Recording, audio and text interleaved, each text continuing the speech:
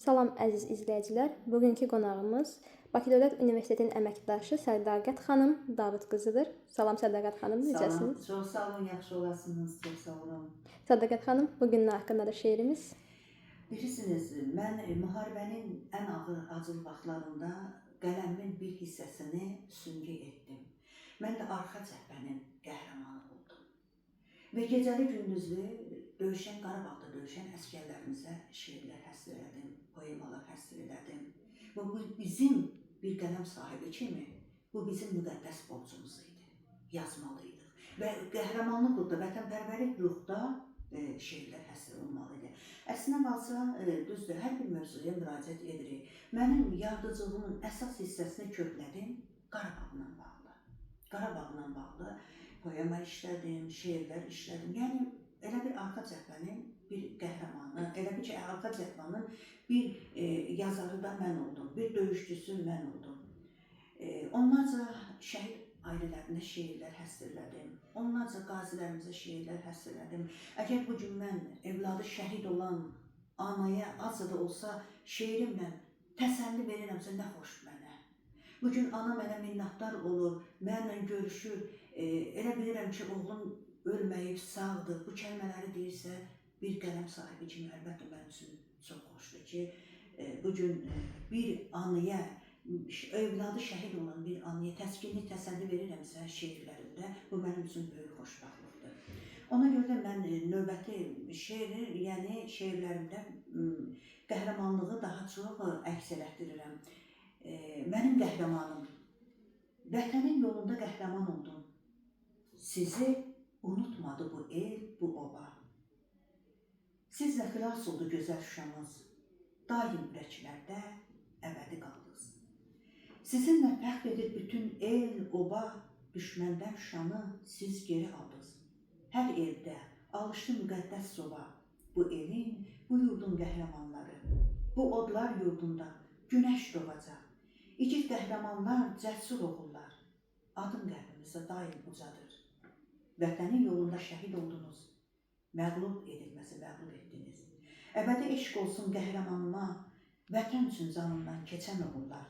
Yolunuz Şuşadan, Laçından keçdi, döyüşdən qorxmadınız, mübariz oldunuz. Nəhayət Şuşada biz çaldıq zəfər, mənim qəhrəmanım mərd mərdanədir. Cahana sığmadı şücaətiniz. Ey igid oğullar, cəsur oğullar, vətənin yolunda candan keçdiniz. Düşmənin önündə məğrur dayandınız.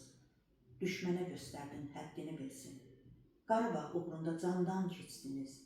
Ən yüksək zirvəyə ucaldınız siz. Düşmənə göz dağı göstərdiniz siz. Qəhrəman oğullar, cəsur oğullar.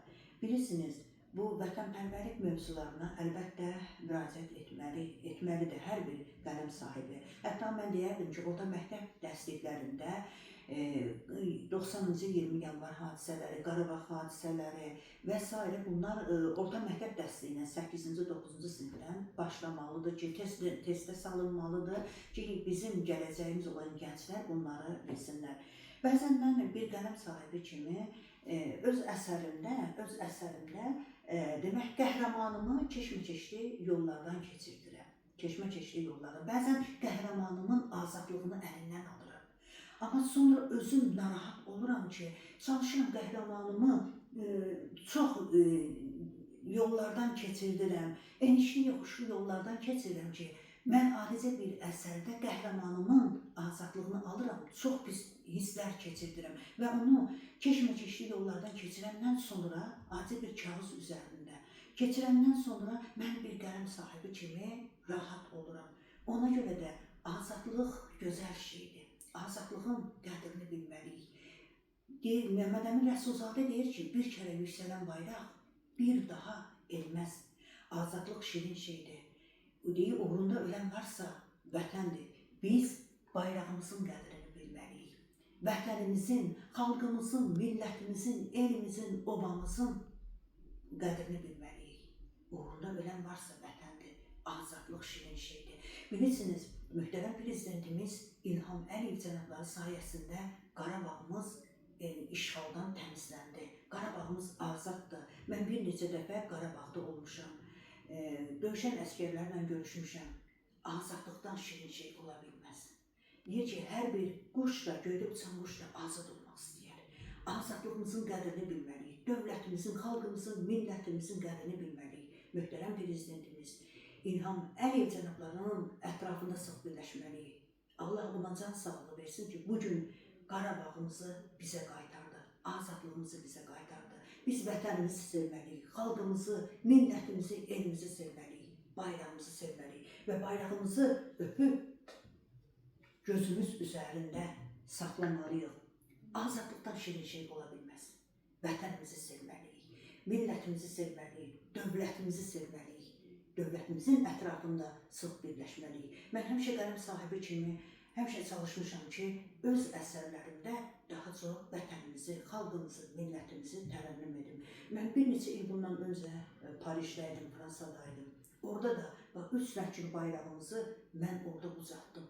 Orada 3 rəngli bayrağımızı daha da yüksək səviyyəyə ucaltdım və bayrağımızı ürəyimə, sinəmə bastım ki, biz, Azərbaycanımız azaddır, işğaldan azaddır. Azadlıq gözəl şeydir. Hər birimiz qədrini bilməliyik azadlığımızı.